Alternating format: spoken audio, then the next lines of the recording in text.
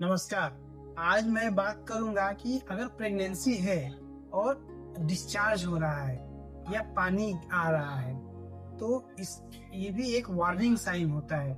हल्का फुल्का डिस्चार्ज, जैसे देखिए हम लोग के शरीर में कुछ पार्ट है, जैसे आँख है, हम लोग की जीभ है, मुंह है, ये सब हमेशा वहाँ पे कुछ कुछ सिक्रीशंस होते रहते हैं। इसी तरह वेजाइना है, रेक्टम है, वहाँ कुछ सिक्रीशंस होते रहते हैं, तो वो पार्ट थोड़ा वेट रहता है, गीला रहता है। तो थोड़ा वो डिस्चार्ज नॉर्मल है, क्योंकि वहाँ पे ग्लैंड बने रहते हैं, वहाँ से हमेशा कुछ डिस्चार्ज होता रहता है। और एक चीज और भी बता रहे हैं, बहुत बार हम लोग पास अनमैरिड लड़की आती है क्योंकि उनको आइडिया नहीं रहता, या मैरिड लड़की आती है कि हमको डिस्चार्ज हो रहा है। तो डिस्चार्ज नॉर्मल फिनोमिना है, और एक्सेसिव डिस्चार्ज या फाउल स्मेलिंग डिस्चार्ज ये एक पैथोलॉजिकल कंडीशन है या कोई बीमारी वाली बात है।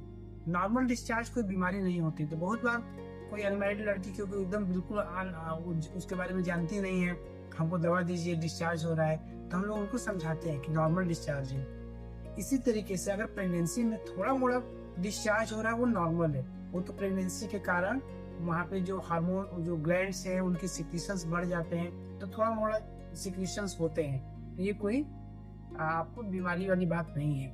लेकिन अगर ज्यादा हो रहा है, ज्यादा का क्या मतलब है, आप बिस्तर पे हैं, बिस्तर भीग गया, यानी कि बहुत ज्यादा हो रहा है या यूरिन की तरह आ रहा है, तो उस कंडीशन में आपको आपको अवेयर हो जाना है, आपको सावधान हो जाना है, क्योंकि ये एक डेंजरस कंडीशन है। अगर कभी कभी क्या होता है कि लीकिंग में होता है कि प्री टर्म, जैसे समय नहीं हुआ है, और उनका जैसे हमने बोला था कि टर्म कब बोलते हैं, 37 वीक के बाद टर्म बोलते हैं। अगर आपकी प्रेगनेंसी 9 मंथ से, अगर हम लोग बोलते हैं 9 मंथ और 7 डेज पे बोलते हैं EDD, expected date of delivery, 40 सप्ताह उसको बोलते हैं। लेकिन अगर 37 के बाद कभी भी लेबर पेन हो रहा है या लीकिंग हो रहा है, पानी गिर रहा है, तो उसमें बहुत डरने की बात नहीं होती, क्योंकि 37 वीक पे हम लोग बोलते हैं कि जो बेबी है मेच्योर हो गया। अगर उस समय डिलीवरी हो रहा है तो कोई भी प्री मेच्योरिटी या कम समय होने का कोई डर नहीं होता है, और उसके कोई कॉम्प्लिकेशंस नहीं होते हैं। लेकिन अगर लीकिंग पहले होने लगा, 37 से पहले होने लगा, तो इसमें दिक्कत वाली बात होती है। फिर क्या होता है कि पेशेंट को रेस्ट करना रहता है, और लीकिंग में वही कि पहले तो हमको देखना है कि लीकिंग है भी कि नहीं है। कभी कभी पेशेंट को बार बार फ्रीक्वेंसी यूरिन बार बार पास हो रहा है, तो वो आगे बोलते हैं कि हमें लीकिंग हो रहा है, तो हम लोग को ये डिफ्रेंशिएट करना पड़ता है कि यूरिन वाला है। कभी कभी पेशेंट बोलते हैं कि नहीं हमारा तो यूरिन हो रहा है, जबकि रियल में उसको लीकिंग होता रहता है। तो ये कैसे पता चलता है? अगर लीकिंग हो रहा है तो हम लोग एग्जामिनेशन करके देखते हैं। देखने के बाद भी कभी कभी हम लोग भी कंफ्यूज हो जाते हैं कि ये लीकिंग है कि यूरिन है, तो उसके लिए कुछ कुछ टेस्ट होता है जो हम लोग टेस्ट करके समझ पाते हैं। लेकिन उससे भी इम्पोर्टेंट होता है कि अगर ज़्यादा लीकिंग होता है तो हम लोग अल्ट्रासाउंड करके देखते हैं। अल्ट्रासाउंड में क्लियर हो जाता है कि हाँ फ्लूइड कम है, यानी कि फ्लूइड कम है, और नीचे उसको लीकिंग का कंप्लेन है, यानी कि जरूर वो एमनियोटिक फ्लूइड है जो बाहर आ रहा है। तो अगर ऐसा कंडीशन है 37 के पहले हो रहा है, तो हम लोग पेशेंट को रेस्ट करते हैं, फिर हम लोग उसको कल्चर सेंसिटिविटी के लिए भेजते हैं, और ये कोशिश करते हैं कि वो लीकिंग बंद हो जाए। कभी कभी लीकिंग अपने आप ही अगर रेस्ट करने से सील हो जाता है।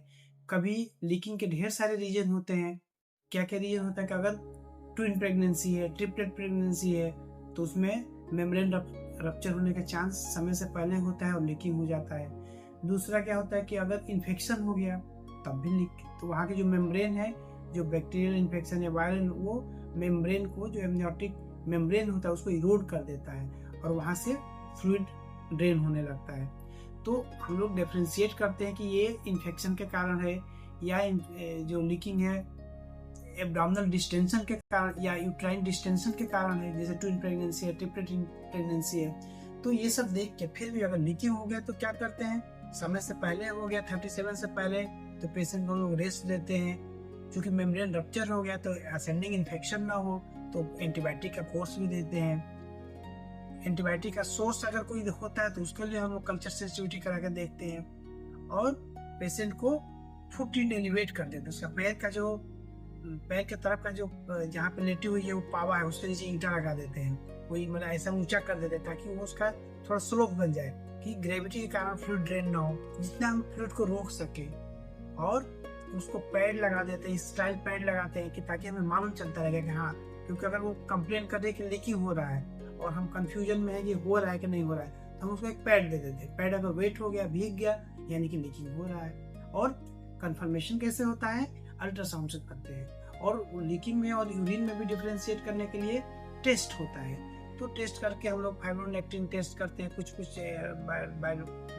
बायोकेमिकल टेस्ट होते हैं, उससे हम लोग को समझ में आ जाता है। तो अगर समय 37 के आसपास है तो डिलीवरी कराने में भी हम लोग को बहुत वो नहीं रहता, डिलीवरी हो जाता है, नॉर्मल हो जाता है, या कभी इंडिकेशन हो तो सीजरियन सेक्शन हो गया, जो कंडीशन रहेगा उसी हिसाब से हो जाता है। तो आज के वीडियो से हमारा ये है कि कभी डिस्चार्ज हो रहा है, नॉर्मल हो सकता है या वो एबनॉर्मल हो सकता है। तो कैसे पता चलेगा, एक तो आप स्वयं से भी कर सकते हैं, एक स्टाइल पैड नैपकिन लगा के देख सकते हैं कि क्या वो भीग रहा है कि नहीं भीग रहा है।